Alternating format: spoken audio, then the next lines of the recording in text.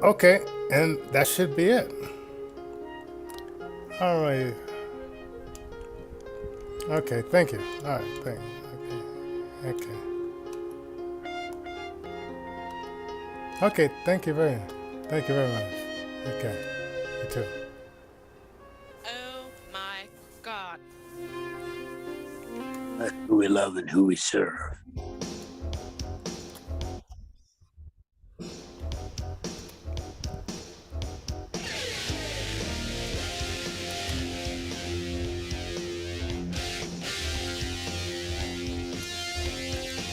Running out. Hi, everybody. This is the Godfather, Soul James Brown. I tell you, this place is on. My man is on. Check him out. This is the Godfather, Soul James Brown. Man, stay with us and hit it. Thank you very much.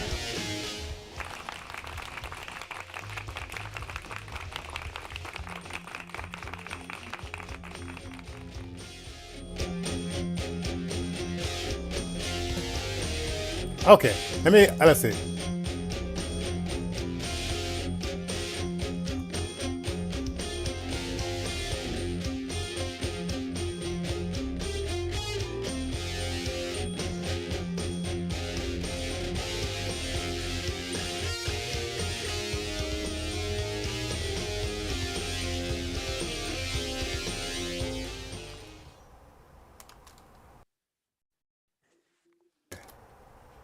Now, Happy can you hear? Wednesday. Yep. Yeah, you can hear me. Okay. Yeah, happy Wednesday. Oh man, this unmuting, muting, unmuting. Oh man. Oh man. The joys of being your own studio engineer. Oh man. Well, ladies and gentlemen, well, hopefully anyone who joins us today will be able to, I don't know, hear themselves. We can hear Well, them. yeah, that was kind of odd yesterday, but we do thank anybody and everybody who did try to join us yesterday. Welcome future participation. We've got a lot on deck today, and I haven't had my coffee, so I've got way too much blood in my coffee system. Oh yeah. By that. Man, sometimes I wonder if I should eat before, because it's like you're hunting the bear, and you don't want to have a snack before you go, or maybe you want to have a little snack before you go hunt the bear to give you a little bit of energy, but you want to have that edge. Well, there's pluses and minuses to everything, and oftentimes it's always good to stay hungry because in this way you never lose sight of the goal of winning the race. And ultimately, the race that we need to win is the race for our eternal salvation. And boy, if we stay hungry and hungering and thirsting after the word and hungering and thirsting after righteousness, holiness, all that, boy, oh boy, that's good stuff. Oh yeah, definitely, definitely. Now, hey, want to let people know to hit the subscribe button if you haven't subscribed yet. Do that, and also hit the like button as well and share. And want to remind you that you can listen to our radio station, which is innovisionfm.com. And if you want to contact us with any topics, info at innovisionfm.com, and we'll get those in there. Also, you could, let's see, I'm running for House District 5 here in Denver, Colorado. So the website is Johnnie J for Colorado House District 5.com. So if you want to go check that out as well. And then I guess right down in the subject line, you see like the times of our shows. Did I put down our new show with which I got to set that up for today. What is it? What is his name? Um, Aaron? Aaron Opinion. Yeah, opinions for tomorrow. Yeah, yeah. That This gentleman on. Everything that we refer to is going to be Mountain Standard Time, and we'll try to convert it into military time. I'm kind of shaky on universal time and all that kind of stuff. So, yeah, yeah. yeah. So, But we brought Aaron's opinion. Let's see. They're on Thursdays, are they not? 4 yep, p.m. to 5:30. 5:30. Yes. We've Yeah. got a So bunch of other folks that we brought on as well. Robert Randall. He is on Hebrew Nation. You can catch him there as well as Intervision FM. On 5:30 on Fridays, and he sent me some new songs. So I'm gonna put some new songs during, like he comes up from 5 to 6 o'clock, but I'm gonna put some songs in there from him that are original after his show from 6 to 6:30. So yeah. So stay tuned for some new music. We do try to help out grassroots musicians and financially challenged individuals, as well as folks that are in the blind community or otherwise disabled community that are bona fide successful individuals and that are experts in crafting in their field. Oh yeah, definitely. And yeah, okay. So the topics we have is um,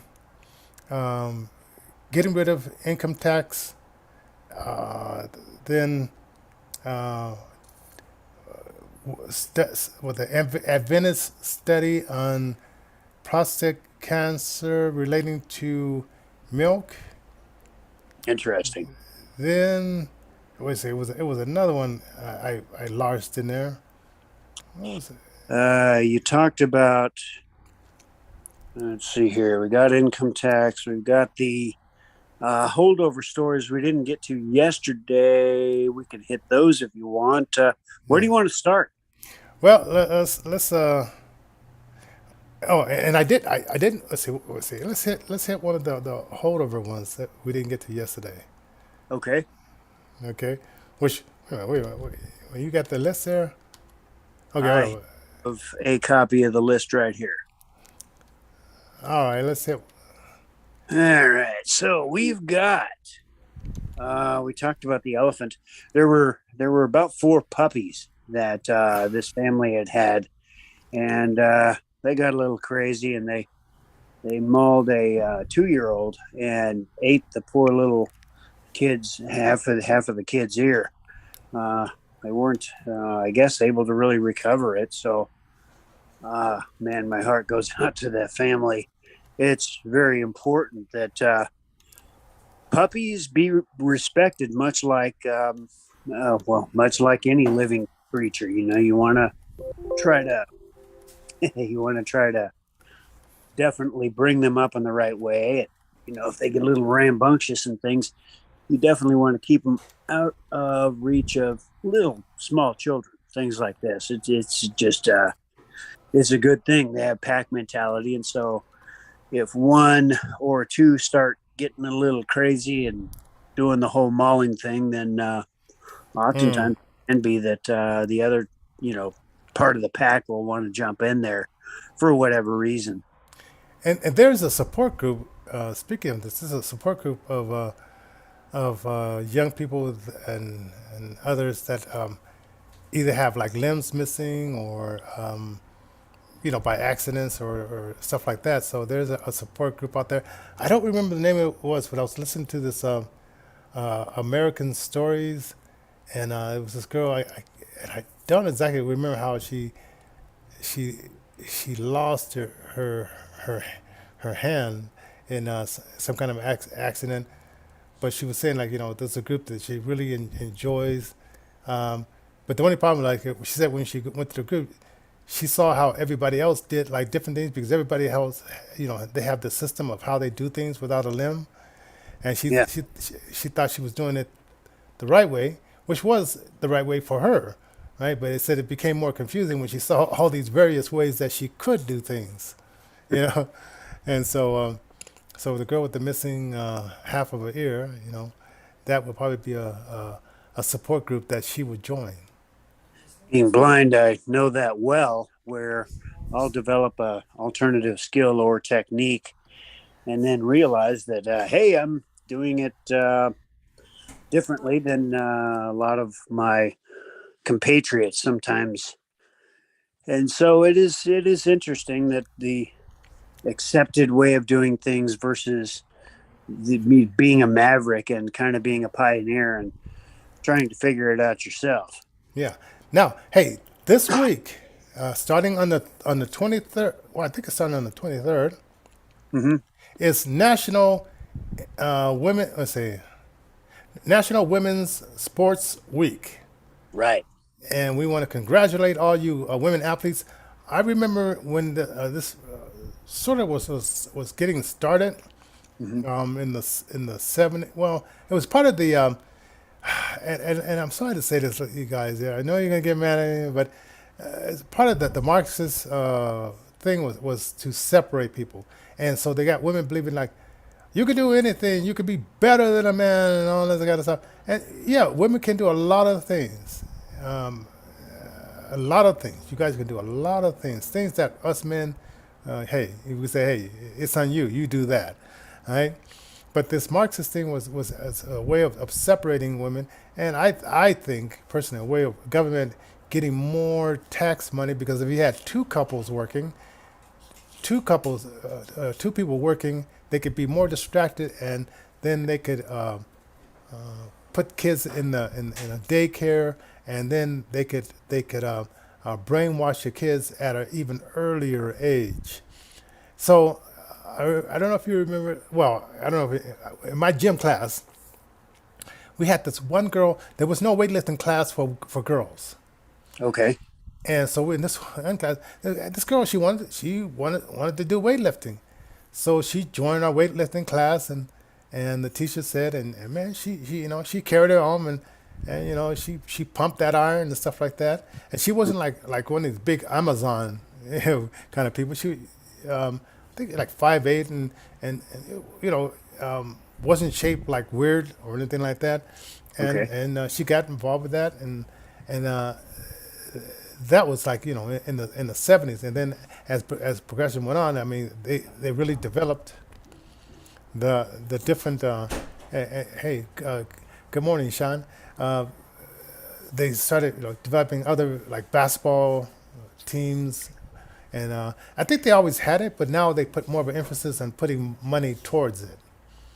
So we just say congratulations to the women, and we're happy that this week, the rest of the month, will be celebrating women in sports. Right. It's And pretty odd, given the fact that the World Swimmers Organization has kind of pulled back on a few progressive things and just said, now look, yeah, we do want women only competing in women's only sports. So, that is interesting that things are starting to swing back to something that is more traditional. yes. Now, since Sean is joined us, we put a topic in here, and we want your comments on this, Sean. What is you digital economy? Uh, what hmm what are your thoughts about this digital um, economy? Well, okay, to be specific, digital economy, I was thinking, well, since I brought it up on Monday, because I read about it like on the internet, and then I just thought, okay, fine. How about I can bring it up because of most of the time, like here in South Africa, it is not fair where especially youth living in South Africa or around the world, they're not like brought to the digital economy. So most times, obviously, we use smartphones, tablets, laptops, but you know, nothing is being created to you know to to lift us up. Because of I'm a young guy who uses my phone every day, but you Hmm. know something is not happening, and sometimes you would even hear that, okay, digital economy or innovation or something like that, but nothing is happening. So especially in the IT space, most people, obviously, especially when it comes to the blind community, maybe I would like maybe say that there are only just a few people who are in the digital economy space or in the marketing space of digital. So that's the one thing that I could say. So That's the only thing that I would say about it. Yeah. So you're not talking about like bitcoins, like money, digital money like that. Um, you're talking about like more like people developing digital types of mechanisms that we could use, and and perhaps even earn money on it, like these digital games that they have out there that a lot of young people play. Uh, or Oh, yes, yes, yeah, yes. eh, So yeah, so I was thinking about that, but also Bitcoin we can add it to the mix because since it has been established, or since it has been existing in the world, I think how many years now? I think what 5 to 7, what 5 to 6 years now? hmm, Oh, it's I'm been not sure, but yeah, but it's been around for about yeah. 20. So 20 years. Oh yeah, what? Bitcoin 20 years? around for Yeah, 20 years? 5 years yeah. easily. Oh, Wow. Yeah, and I just started yeah, hearing about it recently. yeah. So But yeah, because I also heard it about recently. That's why I'm saying 5 to 6 years ago. Because okay, I understand obviously, uh, Ellen where he's talking about what he's talking about. Because obviously, like 20 years ago, or maybe when I was young, um, I was not, or even here in South Africa, it was not that popular. But now it is popular, but it's not as popular as you know back then, because now people they do it like easy money. It goes like this. So Hmm. that's one thing that I was looking at, and I was hearing about you guys who were talking about women in sport as well, because like yeah, I Yeah, look at my email. Because I was looking at my email right now, I was like, actually, I was asleep. So when I took my phone out, I was like, no, like, whoa. And I just want to weigh in just real quick, okay, because I mean, yeah, because I would say I literally found out that, like, okay, especially women in South Africa, they're not paid um as men do. Because if you look at soccer, when you look at soccer, for example, let me take a local team that I support, like Mamelodi Sundowns. They do pay the women the decent salary that they normally, or they should get in the national team. hmm, Because I'm not sure in the national team how much they get, but the one thing that I noticed, because only just one team in South Africa, it pays the equal amount of money to their players, between the males and the females. hmm, But in other aspects, when it comes to like national teams, when it comes to the qualifiers of Olympics or World Cups, they don't play, or they don't even give them time to play and to also maybe earn money from that. They only earn money like locally, but internationally, nothing. now, tell me So that's one thing that I was looking at, because I was like checking my email. Yeah, yeah, here in America, they you can said like continue. they were saying like if it's all about how many people you can put in those seats, and they say like the reason they pay the guys so Sure. much is because they put more people in the seats to watch it, and they said the women, if you put more people in the Mm. seats, we can justify Mm-hmm. paying you the same. Otherwise, we're Mm. just subsidizing your sports, where you're not really getting people in the seats. Mm. that's But actually very really, fast. Well, the idea that women have a voice, as it were, through the International Women's Forum, and they've got the recognition starting tomorrow and going through, what is it, a month worth of kind of celebration of women in sports and what contributions they've made. It's a good thing that is out there, so that people are recognized. It's important for a lot of people to actually feel recognized, to actually feel like they're making a contribution, no matter whether they're in sports in broadcasting or, I don't know. I mean, in the service industry, anywhere, anybody needs some sort of recognition to say, you're doing a good job. You're uplifting the human condition and allowing all ships to rise upon the tide of success. Now, I think like the guys in America have somewhat they portrayed the women when it was women, and now guys are saying, well, if I just say I'm a woman, then I can compete with women, and then I could beat them. When I couldn't beat a guy, I can certainly beat a woman. And now it's being unfairly. These guys are jumping over and saying, "Hey, I'm a woman," and they're breaking records that women have made, and so now they have to push back and say, no, if you started transitioning before 12 years old, then you can compete with women. But if you transition after 12, you're 16 years old, you have the body mass of a boy, which is much bigger than a woman's. No, you can't. And I don't know why it took them this long to figure out something that simple.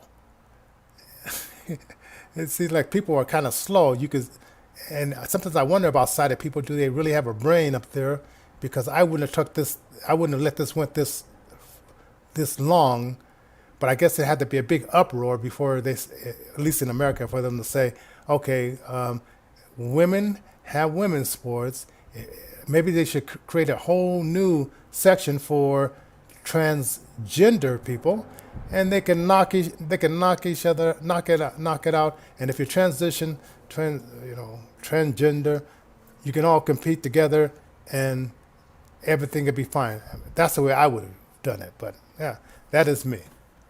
Yeah, there are dangers, I believe, honestly, completely in my heart that, gosh, if we allow for this type of thing, once transhumanism is on the scene fully, and these brain chips are something that people will normally go and get, and genetic engineering is the way of the future, this kind of thing.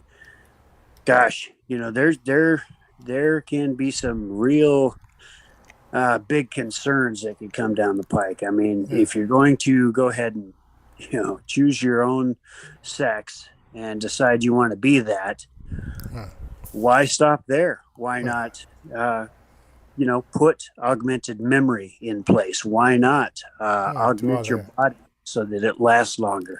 Oh, that's like using steroids. Because okay, I remember like when Russia would compete, and the guys would slip in the steroids, and then they would be competing at this other level, and then they would get caught. And I remember one time this girl got caught, and Putin was standing there with her and saying, "Well, she didn't do this," and she did do this, but he had to support this. Hey, let's talk about this health story. It's a health study made by the Adventists, since we're talking about health. And stuff like that. Yeah, it's the Adventist study they did with men that drank milk and men that didn't drink milk, and what was the percentage of guys that got prostate cancer who drank milk. And I think I read in the study it was like 60% of the men, more men got prostate cancer who did drink milk. Now there could have been other factors. They were just looking at the milk. So I don't know. There could have been some other factors there besides the milk or on top of the milk. But I'd be interested to see what those extra factors were. Everything from nanoplastics, which are in our foods and are measurable now in all of our blood, to forever chemicals that stay in our foods even after they've been, say, processed and things like that. Those forever chemicals include some of the chemicals that are in our water supply. Everything from medications to these nanoplastics, which are plastic particles which break down from, say, the milk jugs and this kind of thing, to Tide Pods, the laundry pods that we now use that are quick and easy and convenient. You just throw them into your washing machine and off you go. Not understanding, obviously, the dangers of polluting our water supply with these nanoplastics. There's all kinds of other things that go into this. Strontium 90 being a radioactive isotope that gets into the milk. So, I mean, there's all kinds of different factors that could go into why prostate cancer is on the rise and what sort of correlation milk has to do with it. And they did. I think they even switched it from like canned milk to. They tried different other types of milk as well, so it wasn't just the straight milk. And I didn't put the link in there. It was a link. There's a magazine I get called Forks Over Knives, and oh. Okay. Okay. Ashton is saying that she never got a password, but it's the same password. I guess I have to always put in that room The number. password.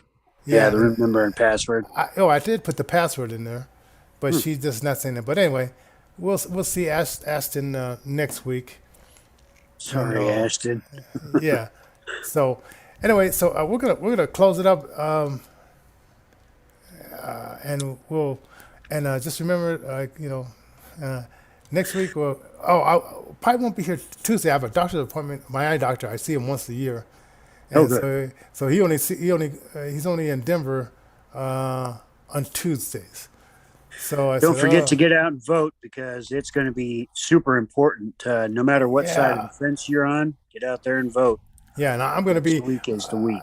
I'm going to have me and my wife. We're going to have a little congratulation party because I'm going to win whether only one person votes for me or not.